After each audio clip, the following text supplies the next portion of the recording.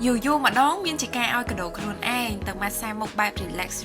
không hồ si không thưa ca đá chấn mà khai mà đón ấy cứ hiện trai lôi lơ khuôn anh ta dây oi cái đồ khuôn anh hiện khẽ đá scan con lưu xô tại kring mà phật vô là nghỉ hoàn ta lỡ trai lối mình ban ta ván mau vừa nhẹ hai đừng miên sầm náng miên ở cái chén cho mùi nắng mía hai đừng rùa thông chỉ chớn bị can này giá bạn ép thâm mây nói xa tại can này giá bạn ép ở lời ní cứ bị sát khang mệt tèn xong rap nẹp ra ép nhé thưa ca đào lên can này giá bạn ép thâm mây hai tu tọtប្រាក់លើកដំបូងចាប់ពី40000រៀលឡើងទៅនឹងមានឱកាសឈ្នះមាសហើយមួយវិញទៀតសម្រាប់អតិថិជនដែលប្រើប្រាស់កាណាឌីយ៉ា Bank App ថ្មីដើម្បី scan ទូទាត់ចាប់ពី40000រៀលឡើងទៅហើយកងគាត់មានភាពសកម្មបានន័យថាធ្វើប្រតិបត្តិការយ៉ាងហោចណាស់ជាប់គ្នាឲ្យបាន3ខែនឹងមានឱកាសឈ្នះរង្វាន់ធំជាច្រើនដូចជាម៉ូតូ Vespa iPhone 17 Pro Max ឈុត Dyson Airwrap កញ្ចប់បណ្ឌិតសុខភាពនៅមន្ទីរពេទ្យ Intercare កញ្ចប់ស្នាក់នៅខេត្តសៀមរាបជាមួយនៅសន្តាគារអង្គរ Green Garden by Dara ហើយជាមួយនឹងកាណាឌីយ៉ា Bank App ថ្មីមានរូបរាងថ្មីកាន់តែរលូនងាយស្រួលប្រើប្រាស់ហើយអ្វីដែលសំខាន់ណាស់មានអត្ថប្រយោជន៍កាន់តែច្រើនទៀតពេលដែលចូលទៅក្នុងកាណាឌីយ៉ា Bank App ថ្មីហ្នឹងណាគឺមានមុខងារ scan QR នៅលើហ្នឹងហ្មងដែលមិនបាច់ទាន់ log in ទេ